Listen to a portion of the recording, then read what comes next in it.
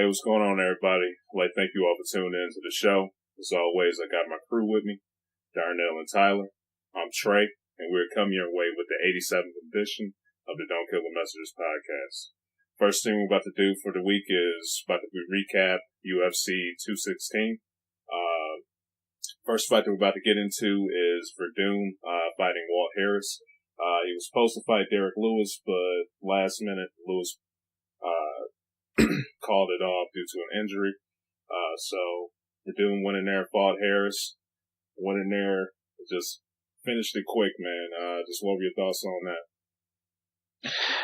I mean, it was just kind of, it is what it is. You got, I mean, I was bummed we were supposed to get, but, to at least see Verdum fight, even if it was only for a couple minutes. Yeah. But, he did what he had to do. He was fighting somebody noticed that was a lesser opponent, so he went in there and got it. Props to him. Not gonna throw a parade for him. He did what was necessary. Yeah. Just was wondering, have you seen Walt Harris fight before? Nope. Didn't know him. Yeah, I did not. Yeah, like it came in, I was like, yeah, who the hell is this guy? Yeah, I did not know. I mean, props to him for stepping up. Yeah. But, yeah. Especially going up in there against a guy like Verdum. That's a guy that you do not want to take lightly, especially on short notice. So, I appreciate that. But yeah, Verdum just went in there, just ran through him real quick, got that, quick, easy paycheck, man. So, yeah, so, I know, Verdum's going to be on the, short end of the stick soon because I was hearing that, Mark Hunt pulled out of the fight due to an injury or something. So, I think he's going to be fighting short notice, on the UFC Sydney card. So, he's going to be right back in there, I believe. So,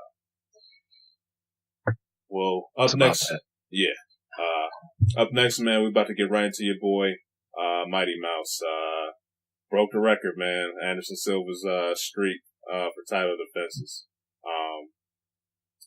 Dude was just amazing, man. That move, that arm bar, man, that was ridiculous, dude. That just shows his greatness, man. For him, the timing and just how he just pulled that off, man, a move like that was just fantastic. He broke that record with a bang, for sure. Yeah, for sure. I mean, submission of the year, finish of the year, possibly. If I had somebody to do something crazier than that, dude threw himself an alley-oop. I don't know how you tie. Yeah. That's a good one. A testament. Yeah. A testament to his greatness. Just, he made that look easy, but I mean, I don't think I could pull that off if I had somebody like willing to like leave their arm out for me to do it. Yeah. And I'm just like wondering too, because I doubt he really like had an opportunity to pull that off during like training or something. I'm wondering like if he just I don't know, man. Like the dude was just good, but he just decided that one little second or was just toying around and just try to pull it off or what. But that was insane. It had to be on the fly. Like, I don't, like, who thinks of that to, like, practice? Yeah. That just had to be something. He just, this guy's flailing. Let me catch his arm real quick. And perfect arm. Yeah. Just like I said, man, for him to, pull it off, just the reaction and timing and everything that it takes to pull that off, man, just shows his greatness. Now, I gotta ask you, man, a lot of people, he broke the record, but a lot of people still believe, they still say, this guy ain't fought nobody. He's fighting nothing but bums, yada, yada, yada. He's going up in there. He's breaking the, record, still not headlining the, main event, for that, card. So it's, I give the, main event the props to have some good, talented guys in there with Lee and Ferguson, but who, those guys might not be able to pursue a record like that, with their career. And then, like I said, DJ's just constantly getting overlooked and stuff like that, man. Like, just what would you say to those people that, you know, he's fighting ethical bums? I mean, honestly, I think that just comes, we can work up a streak like that. Yeah. Because even when I was going through it, a lot of people just started throwing out from the fight. Nobody's giving him a good fight because, you know, and a fighter that's that great. Yeah. Sorry, they make things look effortless. They make fighters that are really good look. I mean, all the people Silva just, you know, mopped up after he, you know, like, who gave him a close fight outside of a basically sunning. Yeah. And then the only other tough fight he had, he lost. And that was the start of his decline. Yeah. So I think it just comes with the territory. If you streak like that, people are going to start saying, well, this is a watered down division and blah, blah. Like there's just not enough greats in there. Top notch fighters. What could be true, could not. But either way, that's just hard to do, man. Like I don't care what division you're in, man. That's just difficult. Yeah, you put down that many. Yeah, you put down that many. Just that are. I mean, this isn't like I'm beating everybody in a 3-point con to maim you, basically. So if you pull that off, more props to you. There's not much else you could say. Yeah. So, and just to think about it, man, this guy's 31.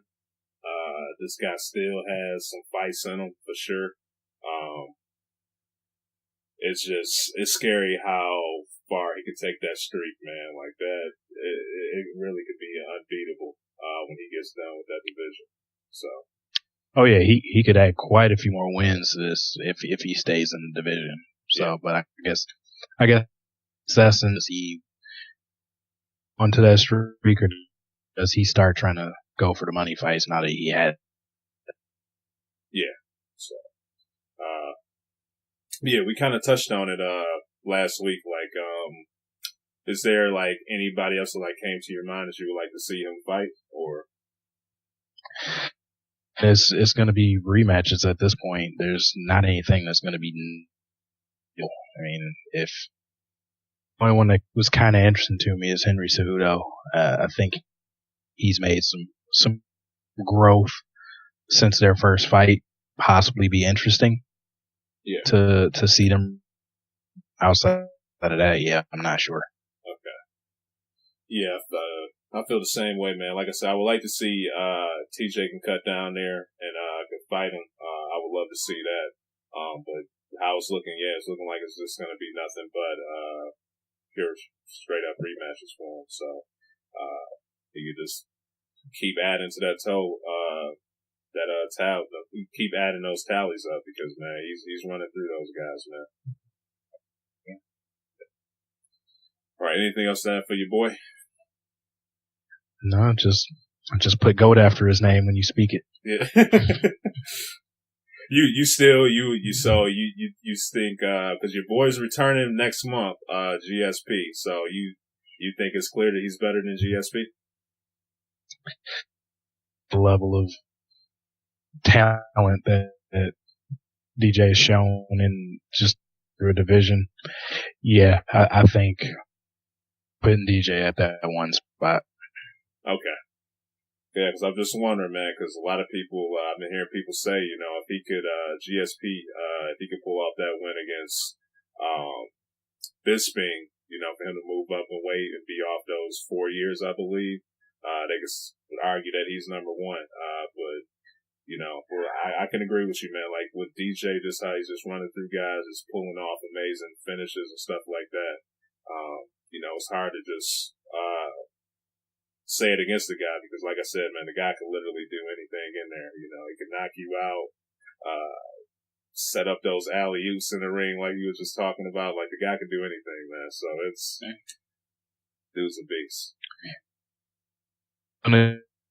That I'll be impressed because of the layoff, but most people's opinion is Bisping is probably the most beatable champion in the UFC. Yeah, I can agree.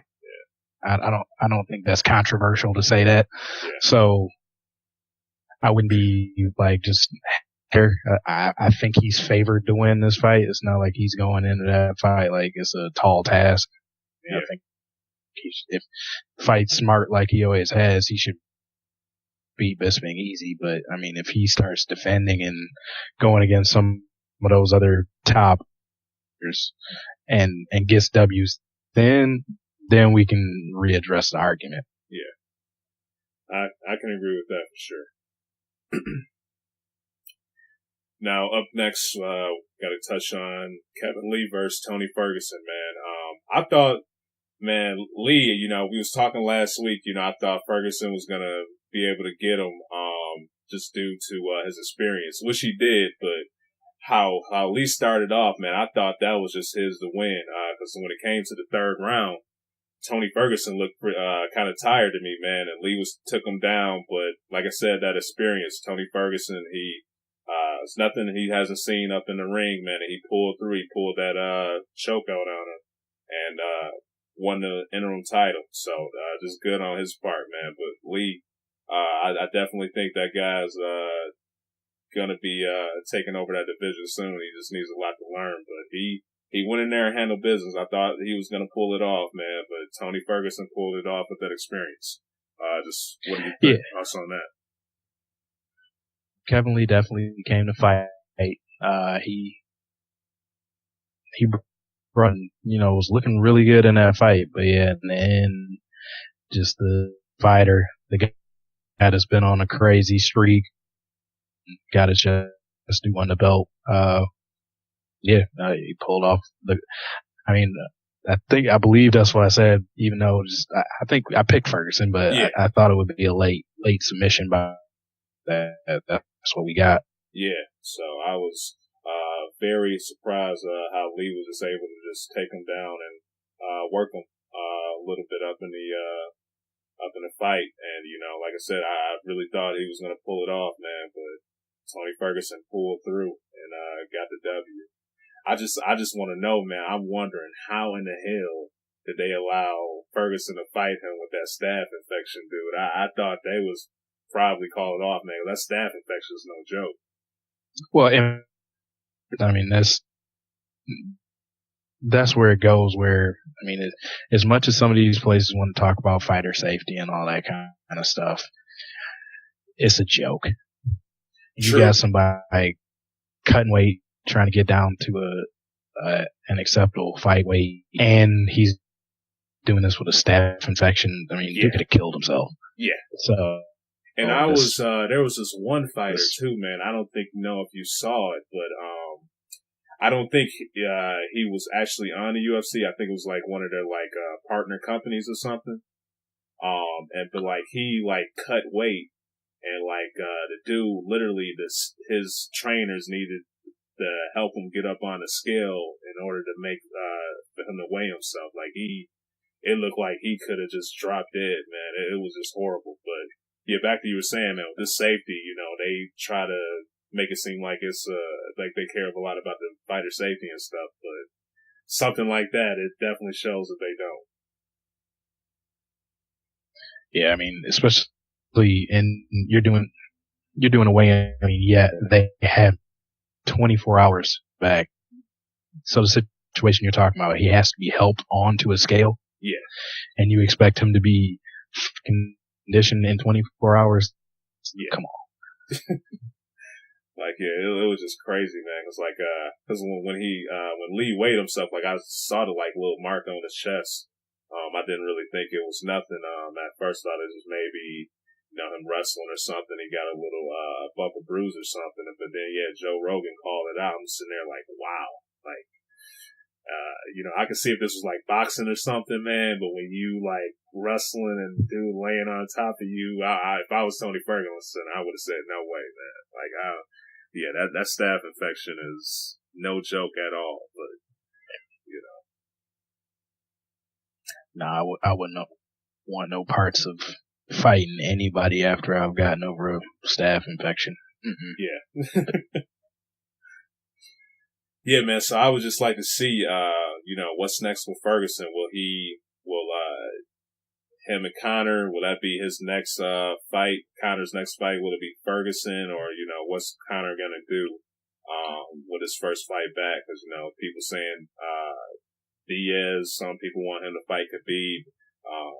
He has this option of fighting Ferguson to see who's the true champ and so forth. So it'll just be interesting to see how long Ferguson might have to wait in order to get fight Conor McGregor. Yeah, I mean, I think the question on everybody's mind is, does Conor actually man up and come back and fight, or is he retiring off of the Floyd fight? Yeah, or try to take one more big fight in the boxing world. Yeah. So, that's those kind of problems. Yeah. Tony Ferguson, I just think that's probably the worst matchup he could get if he wanted to come back. Yeah. He was trying to drop back down and go, he still have the size. Yeah. Even though that's somebody he fought and couldn't finish. Yeah. It's tough for him either. I'm not sure if he wants those Ferguson problems. Okay. Yeah. I can definitely agree with that, man. Because, like I said, Ferguson looked good. He fought Kevin Lee, man. I think Kevin Lee's the future. Him being young, 25 years old, getting that spotlight, fighting for the championship, could add some pre-fight jitters, especially with that staph infection too. It was definitely his. It looked like it was his to win, man. But like I said, Ferguson pulled through. So just going to be interesting to see with this whole waiting and everything like that, because I think we didn't touch on it last week, but I think it was a year. He had a year off before he fought Kevin Lee, and then he could be doing it again with Conor McGregor. So with Conor smart, I think he should take Diaz, or maybe even just call it quits. But Ferguson, that dude's a beast. He's definitely going to cause problems for him for sure. Oh yeah. All right, man. You got anything else to add for UFC?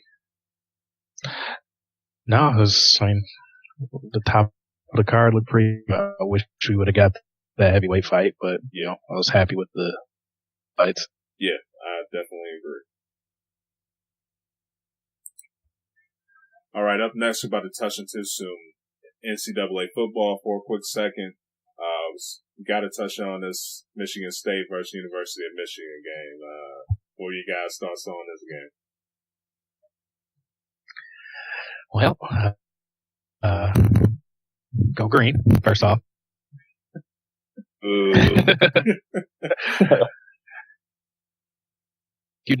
Desmond Howard for giving just that extra little nudge that State needs. We play best when somebody. At that point, think Braylon Edwards too, because he was a little bit. Yeah, that's true. He was running his, but he did a lot of whining this week after too. Yeah, I'll get to him later.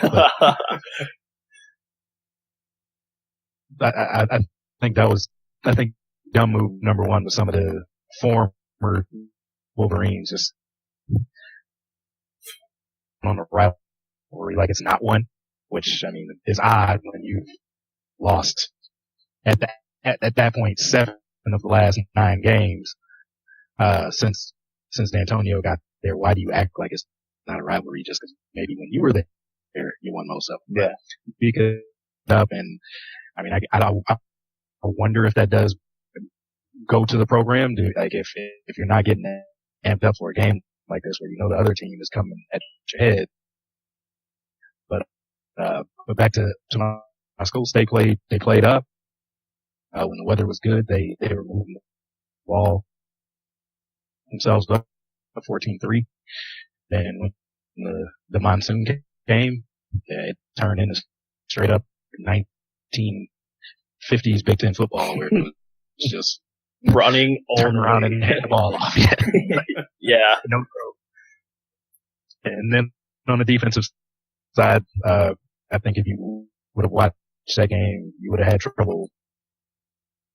The number one defense in the country. for that game. State, they got after they took advantage of a poor line, which, has been brought up about Michigan. They got in there, they made life hell for Oklahoma. They wouldn't allow the running game to get much room. And, big ups to Joe Bacci and David Dow getting and causing turnovers. But he did their job. Did just enough to win. It only took 2 touchdowns. Looking at this game at first, I thought I was thinking more like 17 or 20 might be the magic number, but it was 14 points in that game. And, there was still some stuff to clean up. I think it very well probably should have been, 17 to 21, 3 at the half, but it was a big drop by Tristan Jackson. So, good game. It was a statement win for Michigan State. And that this is not last year's team. They're back playing cohesive football. I'm not saying that like chip right now or anything like that, but this was a necessary win to show that they bounced back from 3-9 and they're a formidable football team again. And I'll close it out with asking Trey.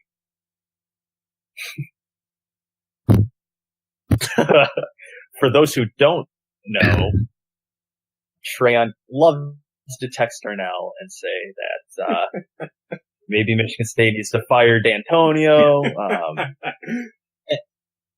And that's the nice way of putting it. So that's definitely Darnell putting his 2 cents in there. But I'm going to give credit where credit is due. Michigan State took advantage of Michigan's most vulnerable, and that is in the first half. Every game Michigan has played this year, the defense lets it up, score a touchdown or 2, and then the second half is when they turn it on. That's been the story all year.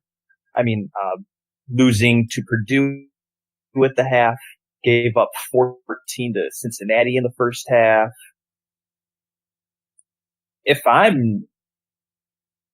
I think Michigan has had, at least going into that, 2 leads at halftime in 4 games, and I think even those leads were by less than 10 points.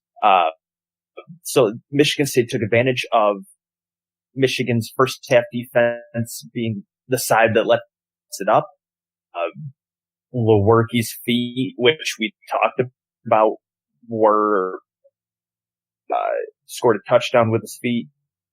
I believe it was like a 15 to 20 yard run or something like that. But it was a really good run, and the defense just didn't pick him up. They ran, which we were texting, and you said that they're out of their own character, which is what it takes in a game like this. You have to questioning what's coming. Michigan State did that. Michigan did not even come close to doing that at all. Well, granted, they did that in the second half when the rain came. They decided to try and throw it. Well, the Michigan State defense was wondering, are they still going to try and throw it?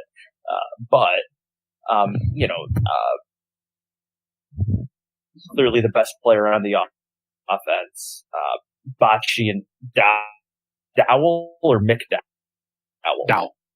Dowell. Yeah, McDowell is a couple years ago. Yeah. The Dowell twins. Andrew is the linebacker. David is the safety. Yep.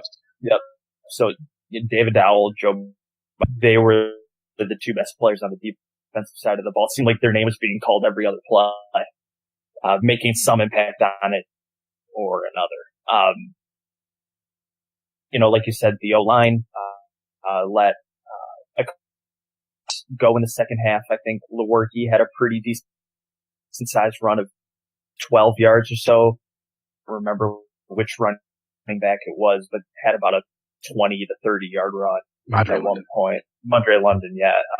Just 2. Now, granted, neither turned in. They only had 1 or 2 first downs in the second half.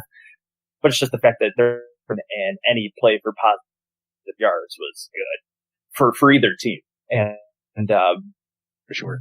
Yes. So definitely credit where credit's due. Michigan State stuck to running the football in the second half, which is by far the smart thing to do when the rain's falling south. I'll get into the ball chose to do here in a second, but yeah, just smart play calling. Michigan State loves the chip on their shoulder. Plenty of chip. A lot of, well, I won't say Michigan gave it to them, but Michigan associations gave it to them. Cause, in reality, Harbaugh, the football team itself did a really good job of trying to keep it, hush, hush, keep it to the game. Harbaugh smart enough to know you don't want to give them, and other people decided to give it to him, I guess. But hey, it's a rivalry game. We always say anything happens in rivalry games. And Michigan State looked like they wanted that. Like I said, the second half, it's tough to do anything, period, when it's raining like that. But they looked like they wanted it in the first half, while Michigan was kind of lollygagging, expecting something to happen without making it happen.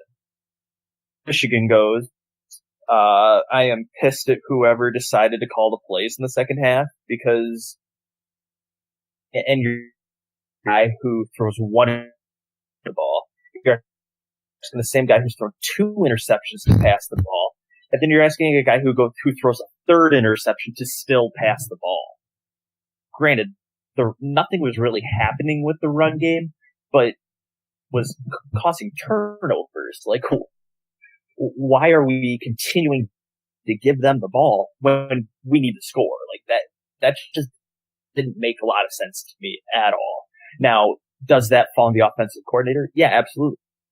Does that fall on Harbaugh? Yeah, absolutely. That falls on everybody involved with that offense. That falls on O'Korn for saying throwing the ball's not working. Let's do something else. Like, granted, I understand as a player, it's tough to tell your coach that and it's not working. That's not really what a player does. But as the leader of the offense, as a quarterback, you need to say something like, this isn't working. Let's fix it. Just totally inexcusable play calling. Shocked that they continue to try and throw the ball. One pick, all right, it happens. Second pick, you start asking questions. Third pick, you just put your hands in your head and ask what's happening. Granted, first half, the offense didn't really show up either. I give the defense a lot of credit. You only give up 14 points in a rivalry game. Said it to you guys. The stronghold of that team is the defense. Be the defense. The offense is what needs to catch up big time. I still think that defense is one of the better defenses around. And I truly firmly believe it. It's just that offense isn't anywhere close to where this defense is. And that's why Michigan won't be competing for a Big Ten championship, and they won't be competing for a spot in the playoff. That offense is, defense is exactly where to put the fault. It's tough to pinpoint one thing when the offensive line's not doing a good job and your quarterback's throwing all this and that. And that's the logical me talking. Like, the illogical me would, and call it an excuse if you want. You could say you're missing your number 1 wide receiver in Tariq Black. You're missing your starting quarterback in Wilton Spate, but it's not like inexperienced. You're basically fetal position. Like, that wasn't the case here. Even though those are factors, it wasn't the case. Rain was a factor, but Michigan wasn't even looking good before the rain offensively. So a lot of things went wrong, right? I think the touchdown to Lewerke, he was weaker than the screen pass. The screen pass was just a really good play, misdirection that led to a screen pass with 3 or 4 blockers. Like, that was a really good play, and they scored. all right, you give that one. But, yeah, offensively, Michigan just has a lot of negatives happening for them. While defensively, they have a lot of, I think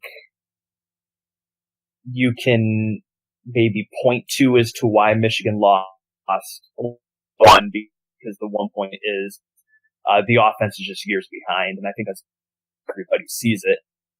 But it almost feels like the more you keep the Michigan offense on the field, the better chance you have at winning. Like, that's hard to imagine, but that just seems like it's the case right now. Like, let Michigan's offense lose it for them. Secondly, and I can't remember if I texted either of you guys this, but I was talking about it with my brother and my dad. I said, Michigan got to basically pick the time of that game. They chose prime time. They chose under the lights. And I wonder if ahead to a night game at Penn State.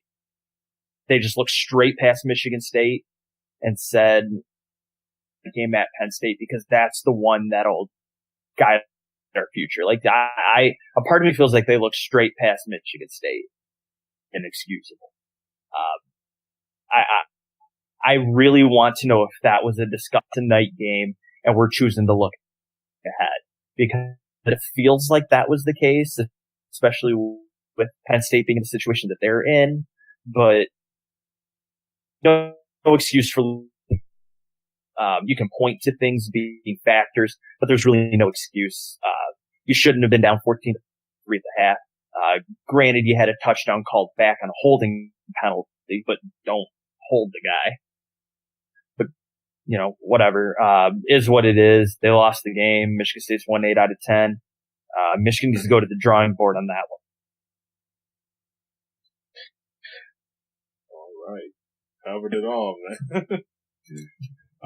This is a question for you, Darnell. Well, did you have something to say to that? Oh, no, what were you about to ask? Oh, I was about to ask you, Tyler basically, said that, like, he doesn't believe they could, challenge for the Big Ten or anything like that. Just how do you feel about State, man? You think they, could get that Big Ten, championship this year, or you still think, they're not ready yet, or what? Like, how you feeling about the State team? They just broke the, just got into the top 25 this week, so. But the time here, try, like, we're not expecting to move off of one win against, I'm not trying to degrade your team or anything, Tab. It's just a team that I didn't feel was worthy of being in the top 10, honestly. To begin this, to start the season off, or? I know there's high hopes for them, but I think anybody inside the state that saw how much that team lost. Mm-hmm. Yeah. And, we gotta talk about the Brady Hope, comparisons too. Like, their numbers are pretty similar. Yeah, real quick, Trey. Cool. Yeah, go ahead, man. And I agree with Arnold. I remember telling the first preseason rankings came out that high. Now, granted, they moved, what was it, 4 wins in 5 weeks, and they really only moved up like 1 or 2 spots. Like, and I think that was even,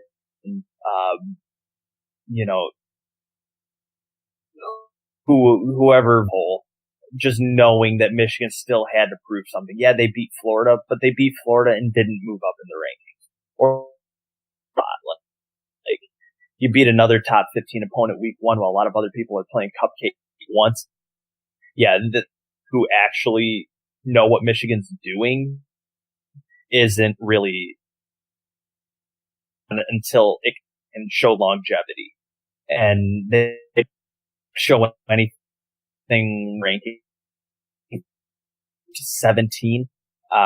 Granted, I think Michigan's a top 15 team, but when I think everything's said and done, if they can end the season at 9-3, I'd expect them to be, probably right about where they are right now. But yeah, I'm with Darnell. I don't think top 10 was worthy of what this team's showing at all. And I would have even said that over the last couple of weeks with the offensive struggles. I would have just said, hey, thank your lucky stars, you are where you are, and that yeah.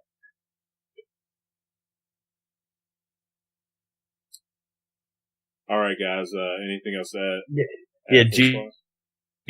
Do you want me to talk about the Brady? Oh yeah, go ahead, man. What are your thoughts on that?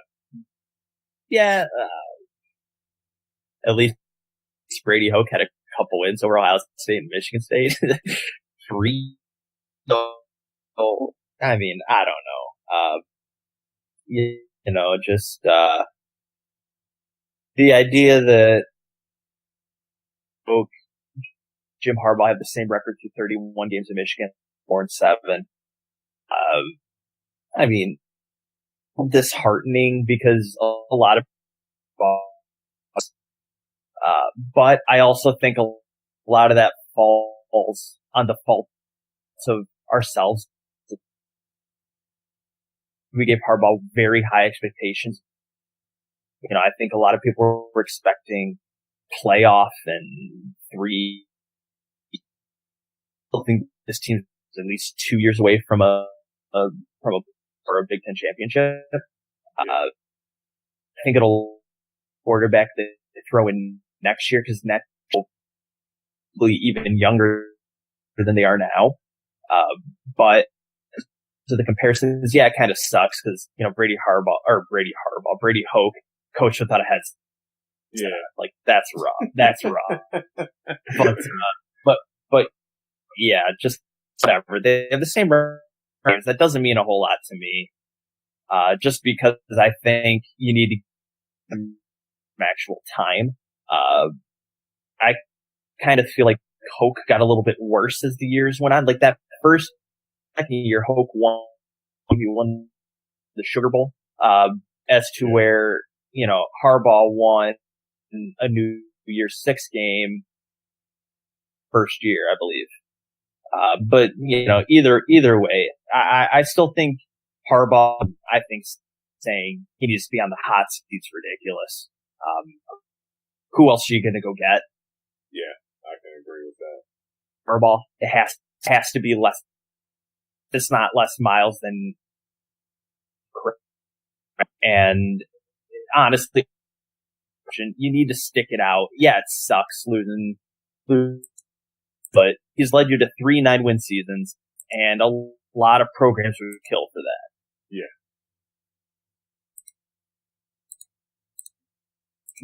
Go. All right, up next, we're about to get into some NFL. First thing I'm about to touch on is Adrian Peterson. He was asked about the whole Arizona trade situation, and one of his responses was, "Thank you, Jesus." I bet he was pretty happy because it looked like that whole New Orleans thing was just doomed from the start, to be honest. But what do you guys think about this whole Adrian Peterson trade, and will we possibly see the beast Adrian Peterson return? Will this be his chance for his revival? Well, I mean, it was a trade that needed to happen. It seemed like a bad fit when it happened, and it came to fruition that it was with trying to put him with the Saints. So, win for both parties, meaning AP and the Saints. Sean Payton doesn't have to worry about any types of issues with people asking about Grumpy on the sideline, giving him death stares.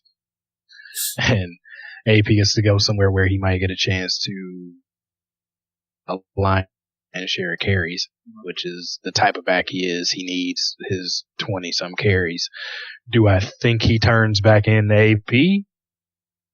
I think that ship is sailed. I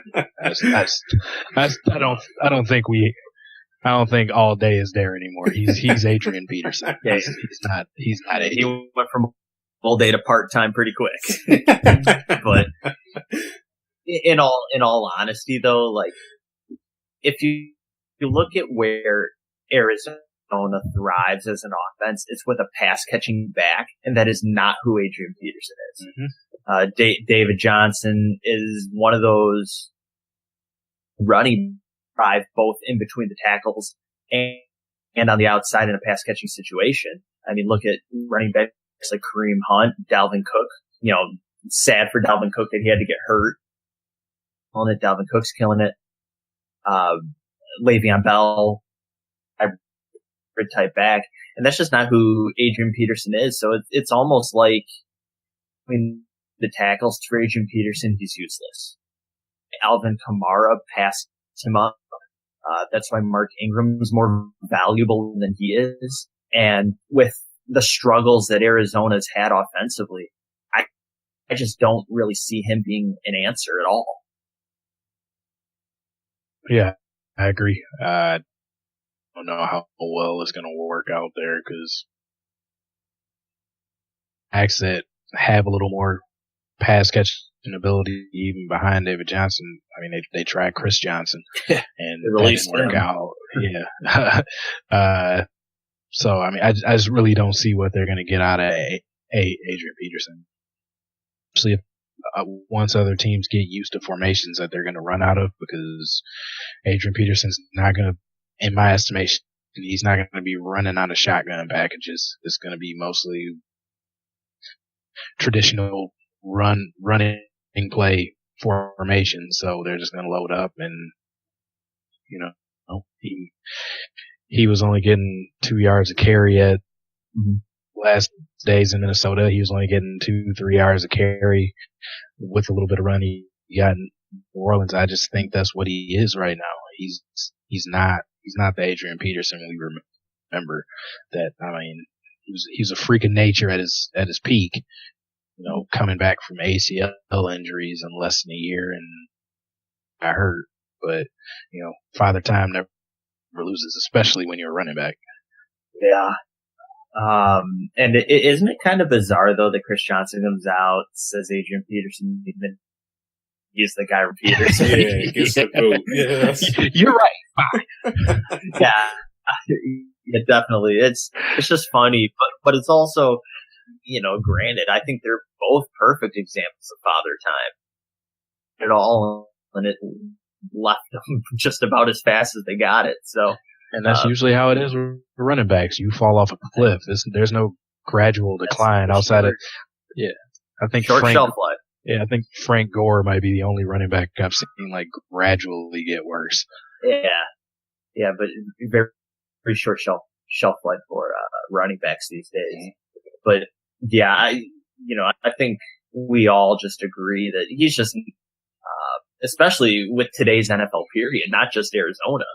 I mean, it's sad to say, but unless he's going to be a goal line vulture where he just steals touchdown from the guy that does the work, I don't see him doing a whole lot. Yeah. Gotta have hands in this day and age with the NFL. That seems to be like you were saying, the new way with NFL backs. I mean, if you look at who are considered the top 3 backs as of last year, I mean, some of that might change with how this new crop is coming up. But I mean, you look at Le'Veon, he lines up in receiver packages. You look at Zeke Elliott, 4 or 5 balls a game, 40, 50 yards. And he does everything up until injury. So yeah, it's just, that's what it takes to be an elite running back in this NFL right now. And AP is basically a fossil when it comes to that.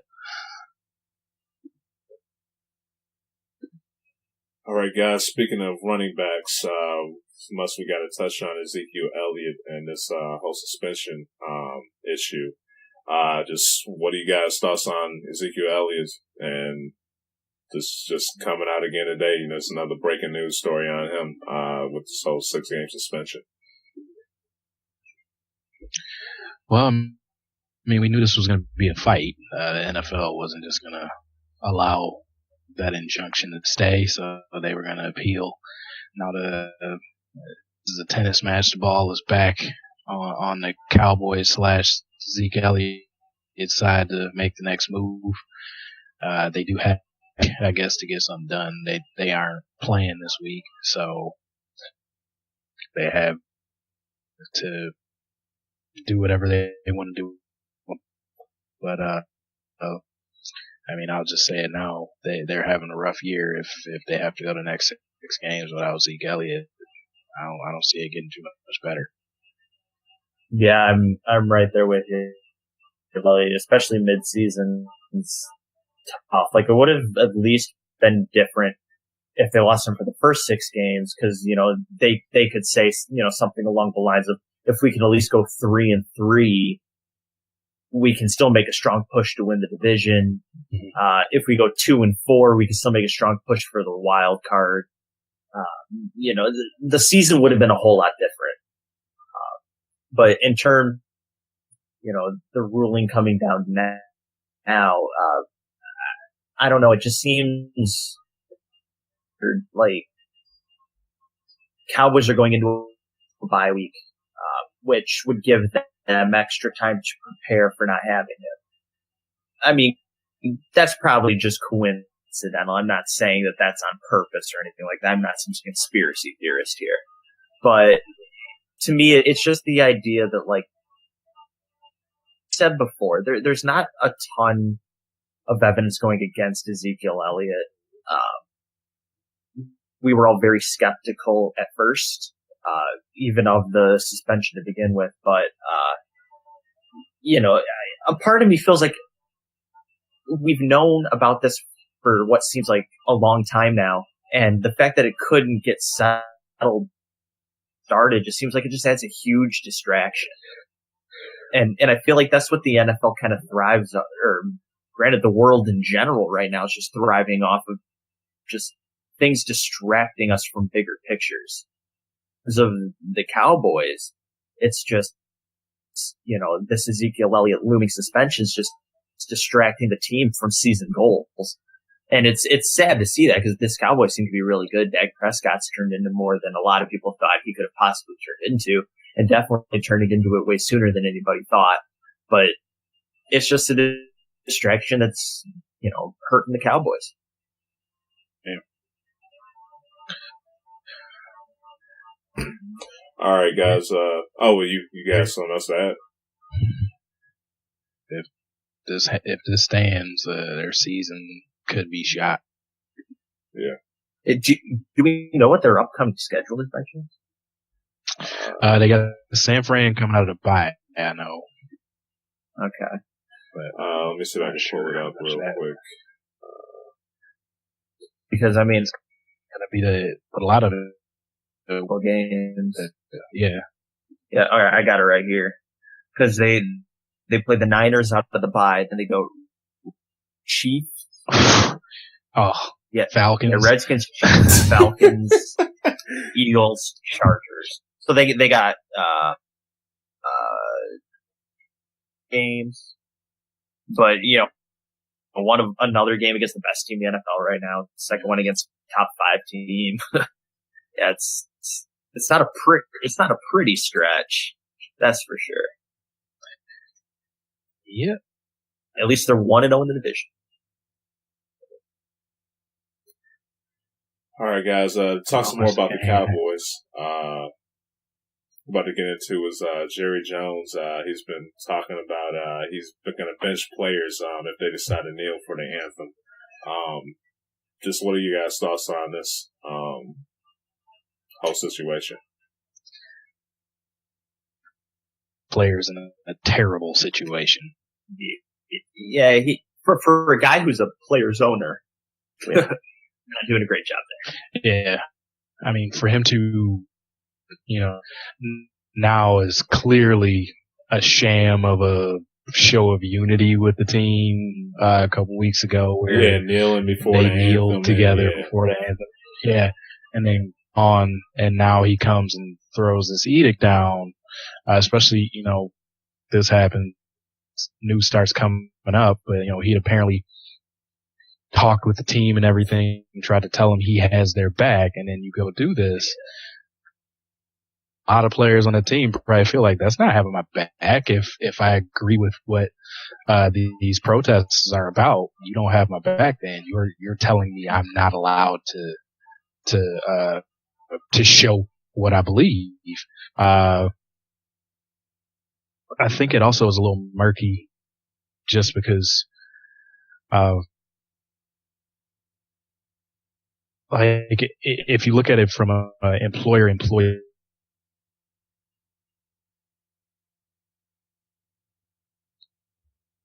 has the ability to tell players to express political views or whatnot, but this one is a little more murky because since itself can be looked at as a political act, he's technically forcing his political standing on his legal, honestly. So I really don't know how to get away with that if somebody wanted to file suit or do something or call his bluff and kneel and see if he didn't play him, because I think that would put Jerry in a world of hurt on his own.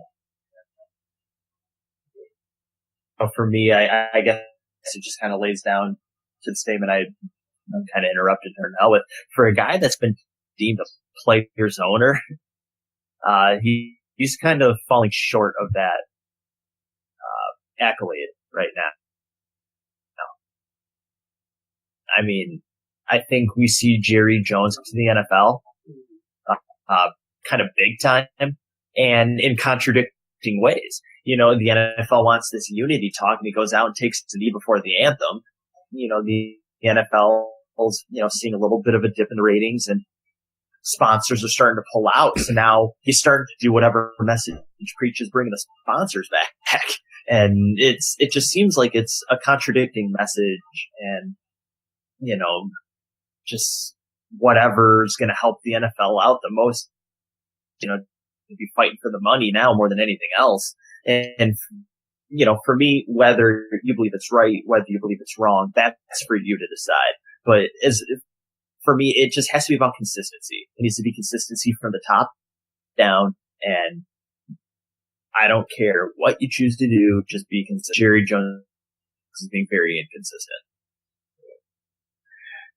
Yep. You can't be with your players one week and oh yeah, you're right.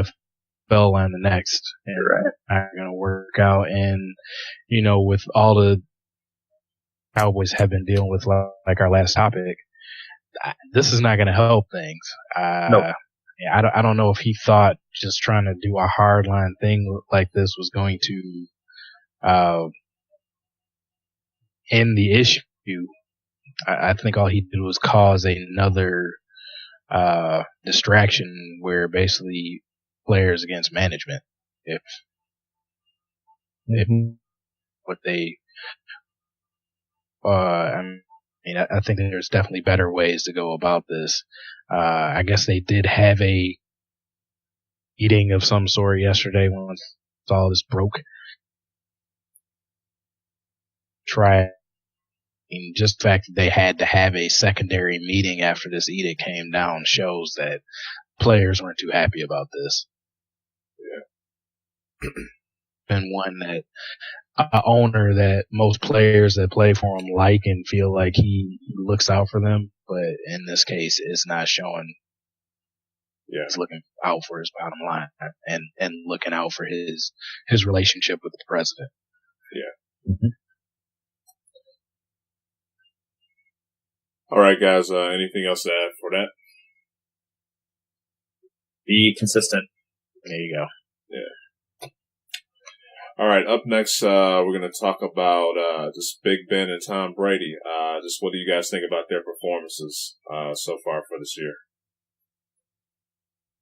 Very, very mediocre to bad. And I would say Brady's been on the mediocre side.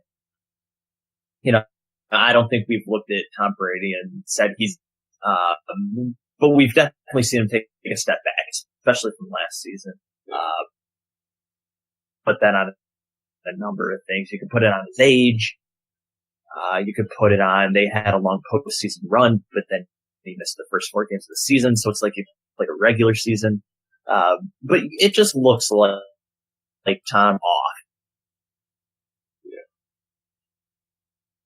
I think it's a little soon to another time because this weekend throw 5 touchdowns, 0 interceptions, and everyone wants that Brady's back. But for Ben Roethlisberger, has any quarterback ever thrown 5?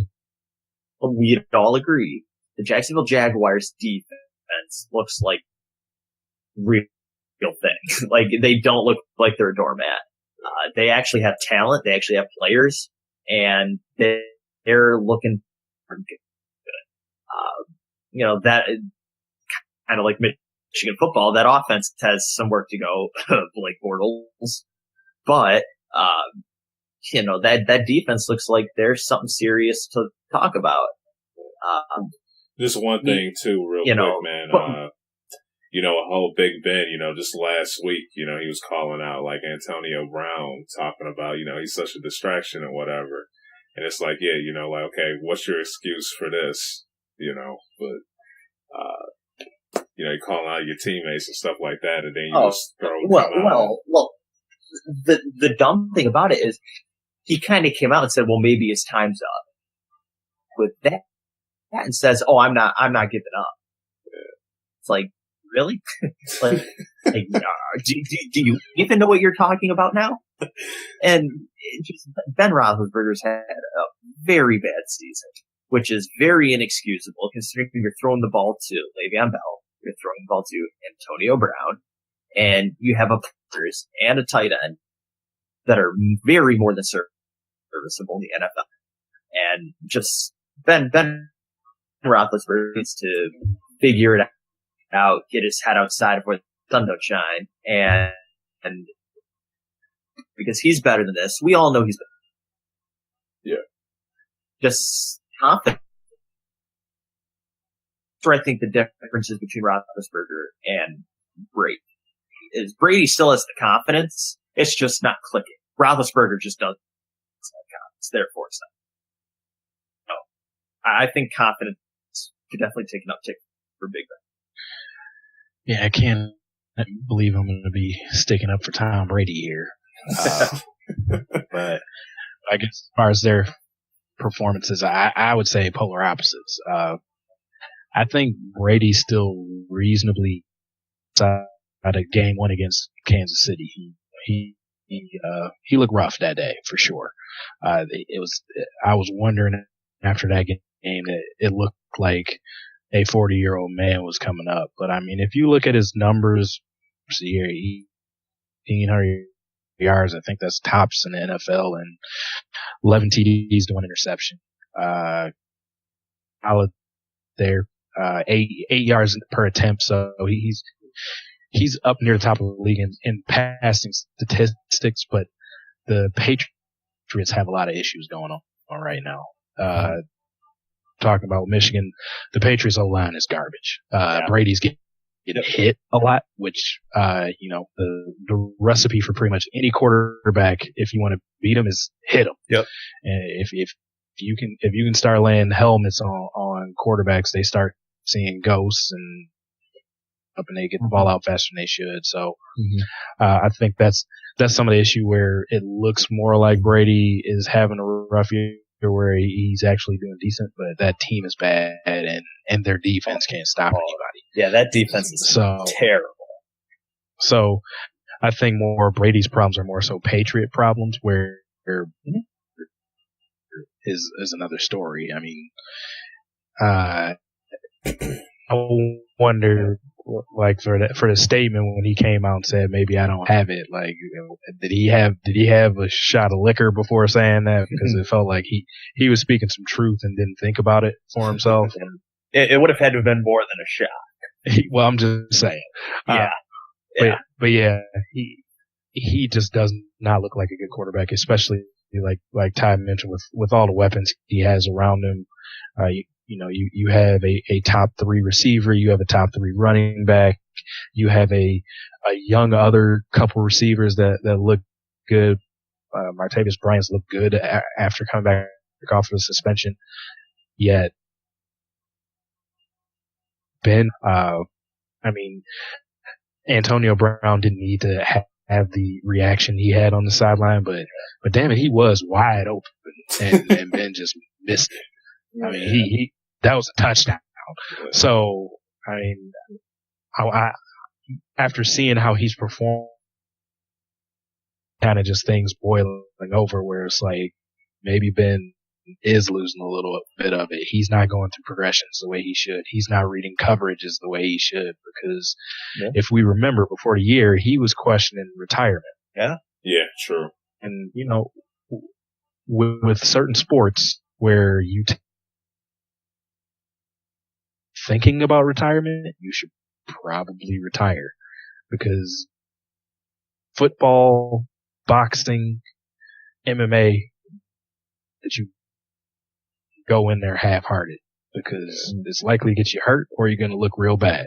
Yeah.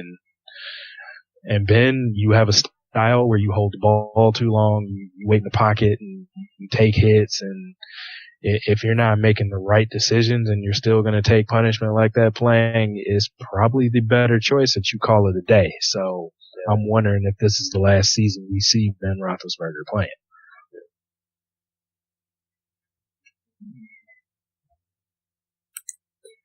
All right, guys. Anything else to add for the NFL before we get into the pick'ems? Nope. Okay. Nope. All right. About to get right into the pick'ems. We're going to start off with the NFL. For the NFL, I'm 13 for 28. Ty's 14 for 28, and Darnell 16 for 28. The first game we're about to get into is Detroit versus New Orleans. I'll roll with the D on this one. Yeah.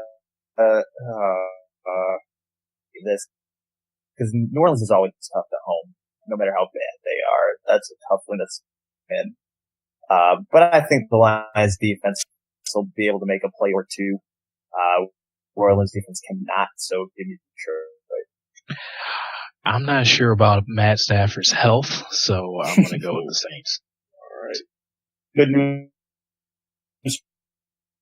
Dan Orlovsky retired, so that's got to be good luck somewhere, right? Okay. We'll see. Yeah. Up next, we got Tampa versus Arizona. Who you guys got? Yeah, give me Tampa. I think this could be kind of a trap-ish type game, but I think Tampa's got it. Yeah, I'm going with the Bucks. Especially since they got Doug Martin back. They got some clock control back in Doug Martin. Okay. Yeah. All right. I got the same. So next, we have the Chargers versus Oakland. This will be tough. Is Derek Carr been ruled out yet? I haven't seen. Because I also saw that he's been practicing, so back sooner than a lot of people thought. But with that, give me the Chargers. I'm gonna go with the Raiders. Rocking with the Raiders as well. So.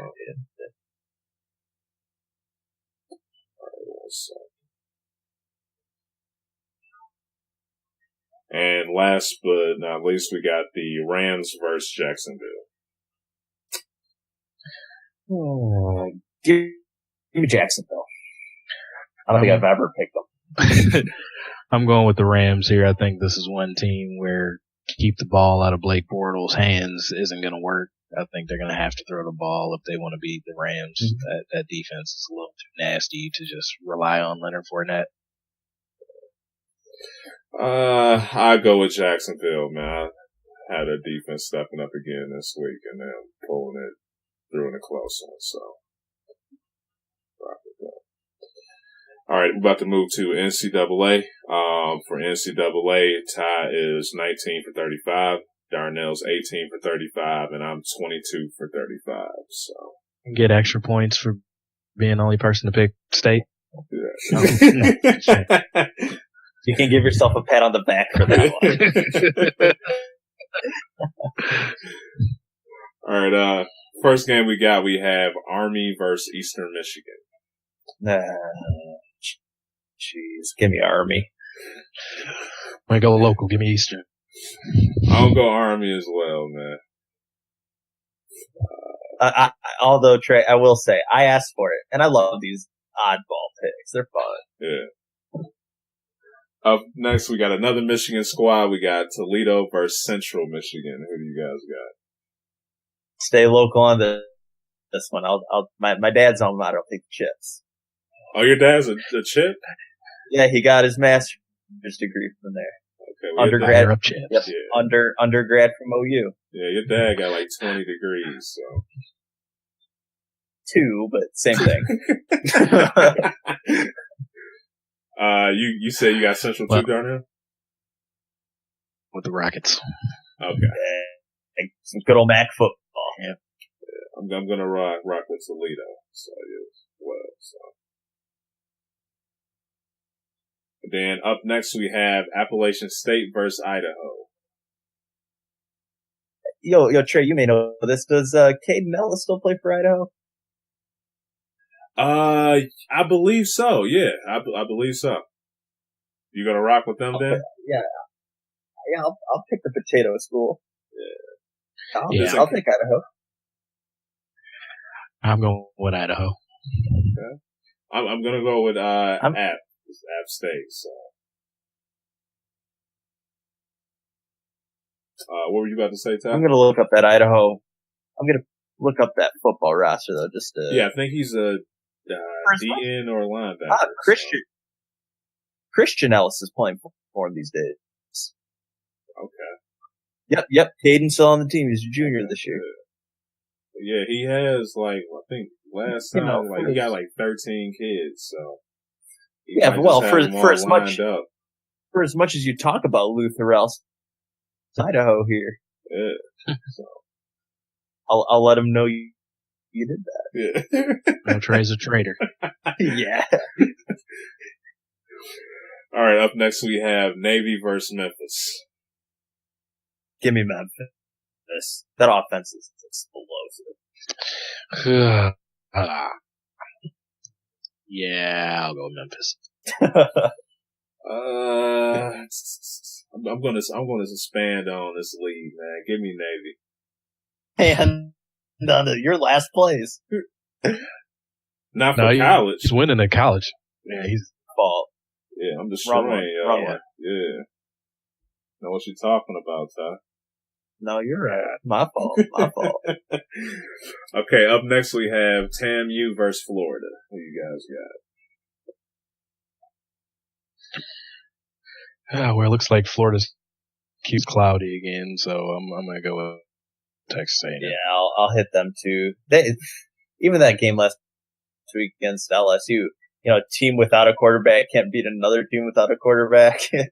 Uh-oh. Yeah, give me A&M. Yeah, I'm rocking with A&M as well. And to finish this off, we got the big rivalry game between these two. Always put up classic. We got Texas versus Oklahoma. Anybody feeling a Texas upset? Nah. Not after a loss from Oklahoma. Sorry. Yeah, I would think about it if that Iowa State game hadn't happened, but I think you have a team, so yeah, I'm okay. Over under 40 points for Oklahoma.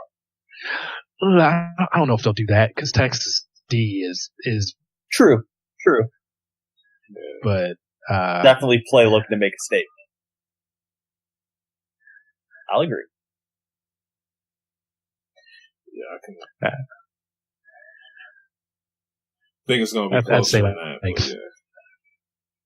that. I say they put up 30, but they probably limit Texas to 17, 20 points. Yeah. All right. Since we're through with those, we're about to get into some NBA. Just had to get that out the way before we want to go into that. But we're going to touch on the Western Conference for this week. First thing just to ask you guys is, what key player pickups, for the West, do you guys like? I mean, is anybody going outside of the city pickups? I mean, that's pretty prominent. So I don't know how we go too much further than that. I guess you can talk about Jimmy Butler going to Minnesota, but I think that team's going to cause some, going to wreak havoc. Cause some issues. Yeah. With, Wiggins, JV, and Cat. Those guys, man, I'm not expecting them to win a championship, but they're gonna have some teams. Did they get Jeff Teague too? Yeah, and they got Crawford, one of the greatest 6 men of all time. So they put a roster together. Yeah, I definitely think they're going to be good, and they put some nice pieces together. It doesn't touch what Oklahoma City did, though. You're absolutely right, and I'll agree with you there. But there's definitely some other ones to talk about. Another Chris one too Paul was to the Rockets. I was gonna say Rudy Gay to the Spurs. I think he could help them out. That could be decent. Well, I think that'll be good. But if Rudy Gay can really adapt to a bench role.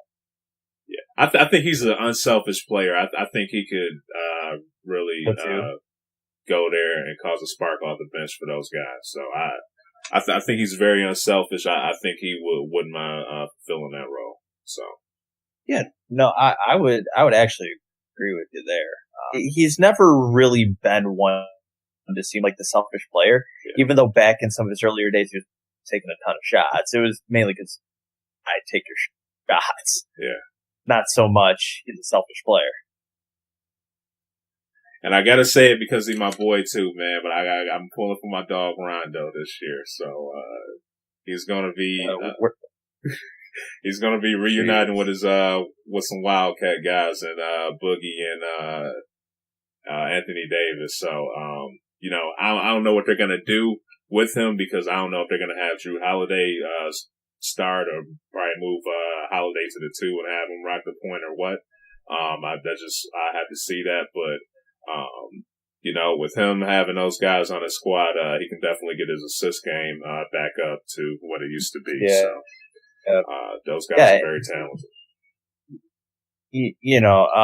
I think one more player, Trey. Your Lakers got Kentavious Caldwell-Pope, good 3-point shooter, good perimeter defender. Yeah. Granted, definitely not a sexy pickup for paying it. Yeah. Like, let's be real on that. That's some cash, man, but, who wouldn't turn that down? But I don't know about some of the rookies at the Western Conference. It's a lot of them. Yeah. Lonzo Ball, Dennis Jr., De'Aaron Fox. Yeah. Josh Jackson. Yeah, the Western Conference got a load of rookies that look to be really, really good. So, I definitely some key additions, even though it's not a for sure thing. But I think there's a lot to be talking about in terms of the rookies. Yeah. Now, guys, what team excites you guys the most this season in the West? I mean, the West excites me as a whole. It seems like they're their own little league based on the imbalance of power. I guess it would, between, seeing how does Golden State fare this year after coming off the title. Can the Rockets match up? What is this Oklahoma City amalgamation of talent? What's going to happen with that? And then, I like that Minnesota grouping too. And then they're gelling that I think might be dangerous, not like championship caliber, but like be fun to watch. And all last year. So, just to throw some teams out there. Yeah. Go ahead, Ty. Yeah, good. No, go ahead, Trey. I was just about to say, a lot of people hopping on the OKC bandwagon and the Rockets with Chris Paul, but like I said, the team I just mentioned them is Minnesota. I'm not expecting them to go grab a championship or anything like that, but Jimmy Butler, he's reuniting with his old coach. And they put together some good pieces on that Minnesota team. Whenever you got Wiggins, Karl Anthony Towns, and Jimmy Butler on there just starting, you're going to have some problems. And then you got, like I said, you got Crawford coming off the bench. Guy can just create a spark whenever your stars are not performing well or anything like that. So just a squad now, I really do believe they're going to cause a lot of teams trouble over there in the West. Yeah, I definitely agree with all the teams you got. I guess two lesser teams to talk about, definitely the Phoenix Suns. Booker, just guys that can light it up. Very, very young team. Not expecting, I'm not even expecting playoffs out of this team, but if they're on, it's definitely someone you want to turn on and watch and just see what they can do. Yeah. They got some young players, man, that could take the league by storm, man, if they develop them right and everything. I feel like, Eric Bledsoe too. Like, can this team possibly put up 150? Like, I feel like that's an honest question I could find myself asking, but, and then Trey will be excited to see what the Lakers can do this year. Yeah. A lot of hype for Ball, man. Oh, yeah. So I want to see, I really want to see what he was do, because like I said, I was disappointed, that Russell, they got rid of him, because I really like Russell with LA. Mm-hmm. I would have liked to see him stay, but Lonzo, he's the talk, man. So I want to see, what he'll be able to do for LA. Yeah. If he's so far, he's not even starting though in the preseason. I think they're saving him. They're saving him. Like, I don't. Yeah, I think they're saving him. I really do. I think he'll be. I mean, I still have my concerns on his still pretty thinnish. I just don't think he can. He can't guard anybody at this level yet. Definitely. Hey, but what better way to learn how to do it than to do it? Yeah. And like I said, and he's gonna be playing. That West is loaded with some great point guards, man. So he's gonna be every night. He's gonna be duking it out with some guys that can just straight up ball. For sure. So they're gonna cause him to step his game up. Target on him. Yeah, for sure. On his back because of his dad. So for sure.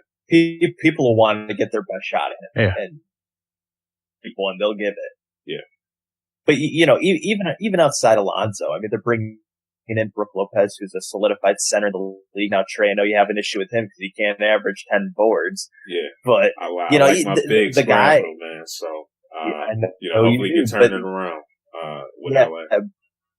Yeah, but I mean, the guy can easily average 14 points a game. Yeah. Shoots a high field. And then I believe, it's Kyle Kuzma. I believe that's Kuzma. Yep. Yeah, Kuzma. Yeah, it'll be interesting to see what he can do, because he's kind of turning into this. Well, maybe he's our hidden gem of the draft. Yeah. And that's the talk he's turned into very quick. So it'll be interesting to see what the rookies can turn into for them. I just want to see what Randall can do too, man. Absolutely, I expect big things out of him. Yeah, like he had a first guy, good year. so see how he can further elevate his game with LA. He had a good year last year. Definitely, by far. But, like I said, I think it'll also be interesting to see, what Davis Caldwell-Pope can do. We saw plenty of him in Detroit. Yeah. But he was a lot more promise than anything yet.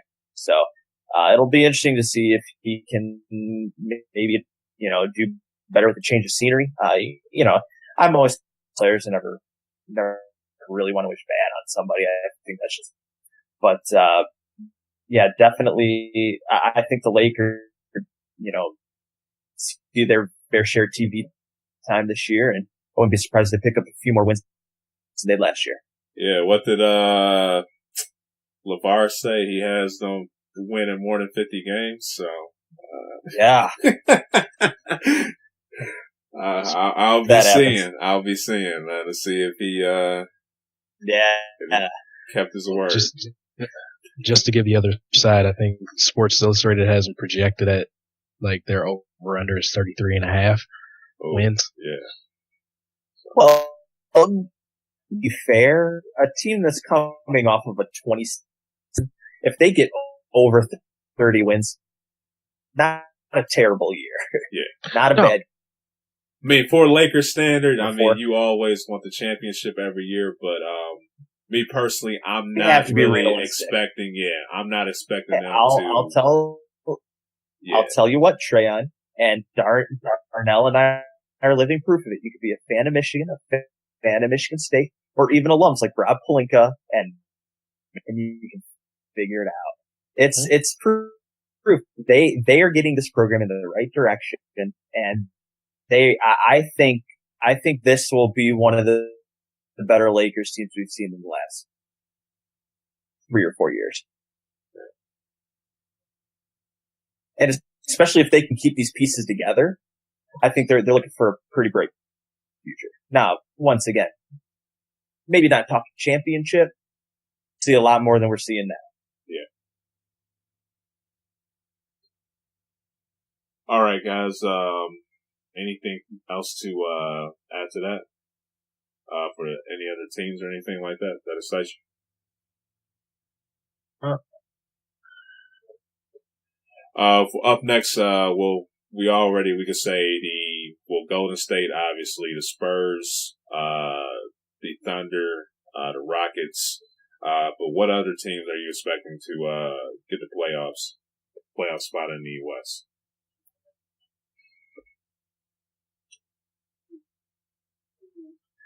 You want to go first? For me, Ty.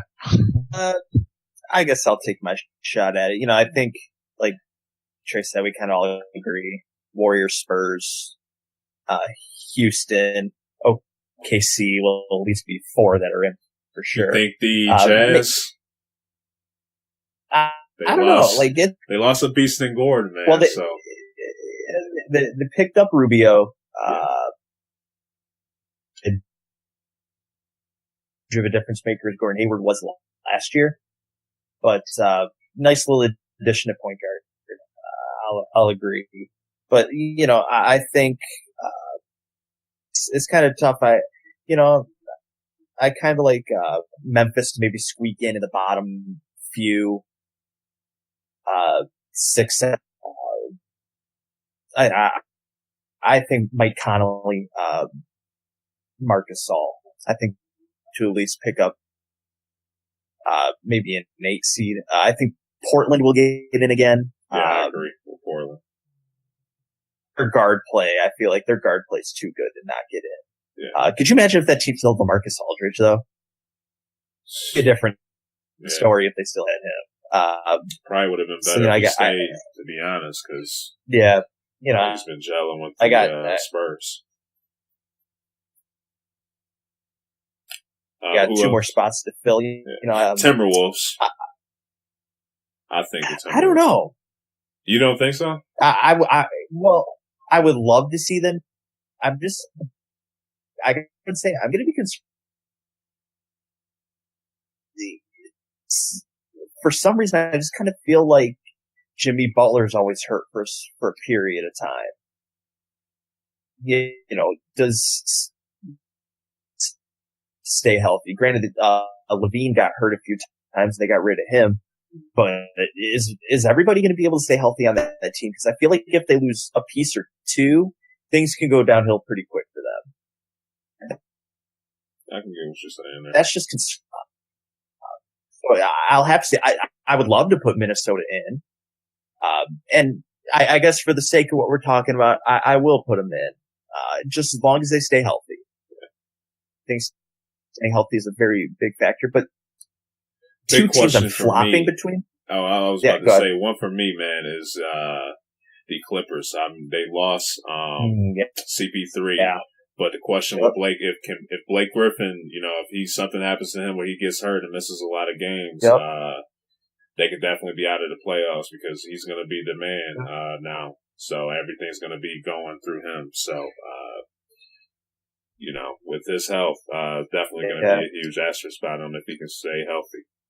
What they can do. So 2, and then the last 2 teams I was kind of flipped in between, but I ended up going with Dallas.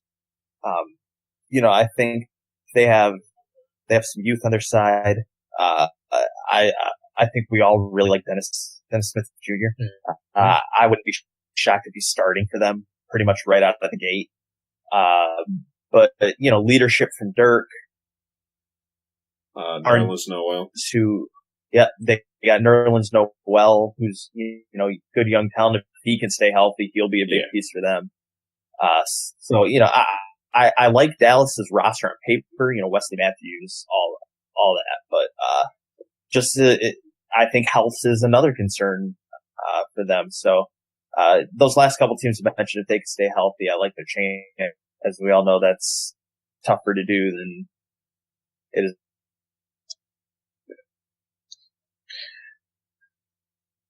Yeah, I mean, so I cancel out, of course, the expected 4 with Golden State, Houston, San Antonio, OKC. I do think Minnesota gets in. I think Denver gets in. I'm higher on them. They can. I think they're a really good team. They can. And then sliding in the last spot, I think just based on talent, New Orleans should get in there. Yeah, I was flipping between Dallas and New Orleans. There was my two. I was kind of flipping between. Yeah, but just with that 1-2 punch, they should be able to make it. Yeah. If not, I mean, granted, I think if Drew Holiday can play 72 games this year or 70 games this year, I think they'll be all right. Yeah. Because losing him was a big blow last year. True. But I just think right now, like it's go time. Like, oh yeah, definitely. So they have to show something, or continue to call AD a franchise change in talent, a top player. Who you got, Trey? For me, like I said, you guys mentioned the 4, but I do have the Grizzlies. The Grizzlies just, somehow just always find a way to get in there. So I can just have them. Mm-hmm. I have the Timberwolves. I think they'll get the 6th spot. I do have the Blazers. I just like, Yusuf, Nurkic. I like him. He's a young talent. He's continuing to get better. And then when you have Damian Lillard, that's just a bad combination for those two. Those guys, could definitely be deadly for them. And to close it out, I would have to say the Pelicans too, man. Like with those, with Holiday, Cousins and AD, AD, he has to step it up and let people know that he's, I guess like Darnell said, a guy that could be a leader and can bring his team to the playoffs and get this team started and everything like that. So, plus I'm just going to be rooting for my man Rondo, man. I want to see him get it together too. So, move on. So, Trey. So yeah, Rondo's done. Yeah, as much as he gets on people for holding on to players and stuff, that's one he just can't quit. I know, it's a bad drug. It's a bad drug. Yeah. So, yeah, it's always, man. I will say this, man. The West always keeps it competitive. Like you have the Spurs, the Rockets, and the teams we're just missing for the top 4. But when it comes to like teams getting ready to get that like 6th, 7th, 8th spot, it's always close. So it's going to be one where they're going to be duking it out to the last game. So it can really be given to anybody. Yeah, the lower half of the West to watch is actually still good basketball. Unlike what's going to be in the East, where you feel like you're watching the G League. Yeah, well, and we say, it happens every year. The 6, 7, 8 seed in the East is always, close to 1,500, while the 6, 7, 8 seed in the West are 3 or 4 games above.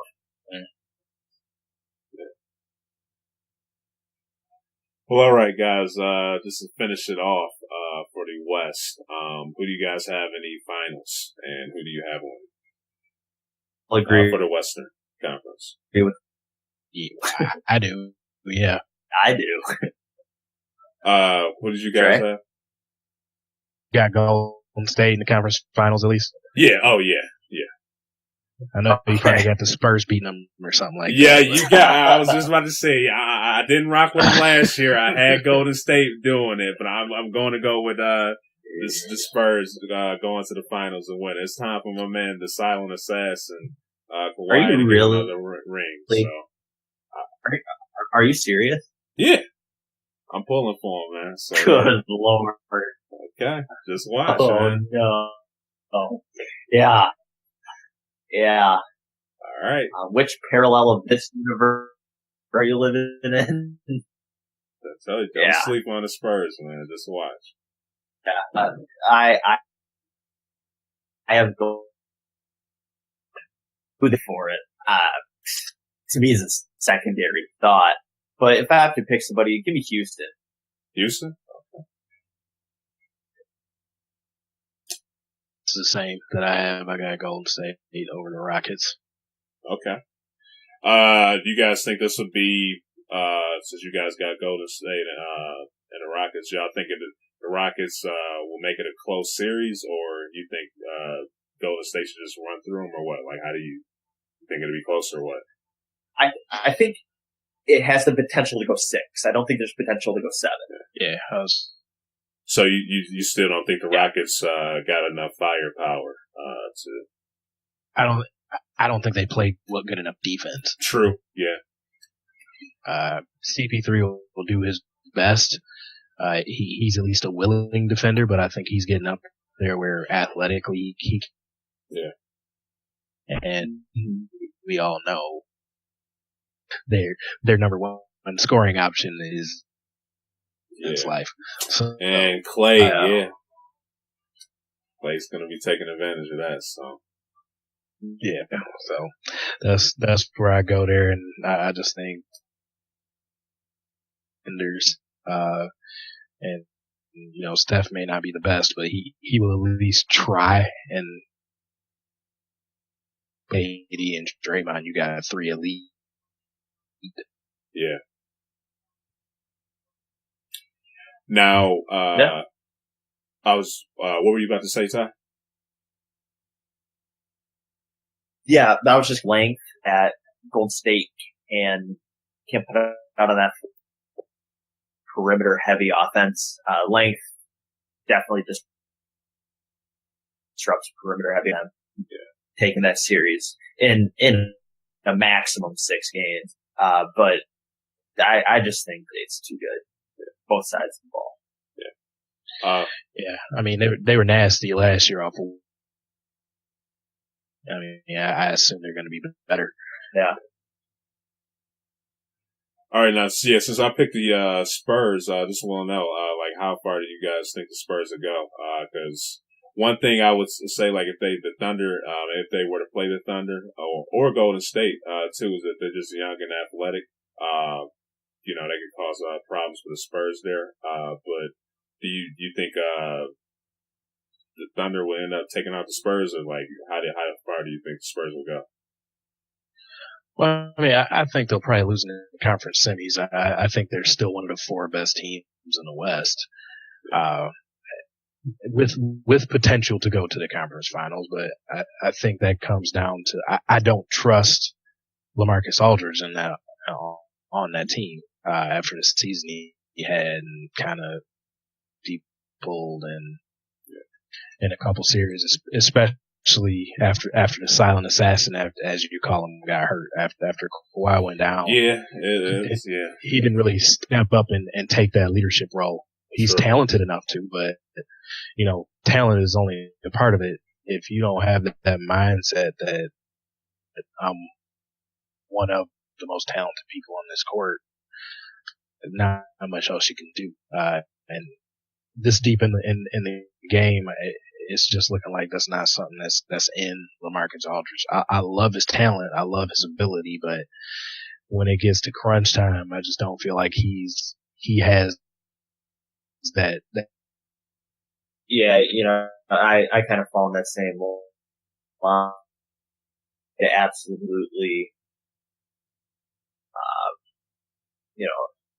Kawhi Leonard out they don't have anybody to turn to. East with a team like Houston, you got 5 guys on the floor at all times. Well, 4 if Clint Capella's out there that can hit 3 ball. 6th man of the year. Yeah, just I don't see enough offensive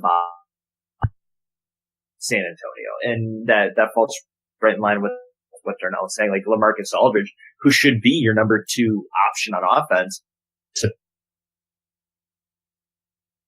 think he does that during the regular season. He just doesn't look like he wants to be a part of the spotlight. And when they needed him the most last year, he disappeared, and it was over once Golden State came back from, what was it, 20 something down, 30 down. Yeah. Like, you can't do that. So without Kawhi Leonard, they fall apart offensively and they fall apart defensively. You just can't, you need to be more than a one-trick pony when you hit the play. And then unfortunately, all I see out of San Antonio is Kawhi Leonard. Yeah. I can respect that. All right, guys. Is there anything else you would like to add before we close this out for NBA or anything else? Hello? Yeah. In and out. Right? Yeah. All right, y'all don't have anything else to add, right? Nope. Okay.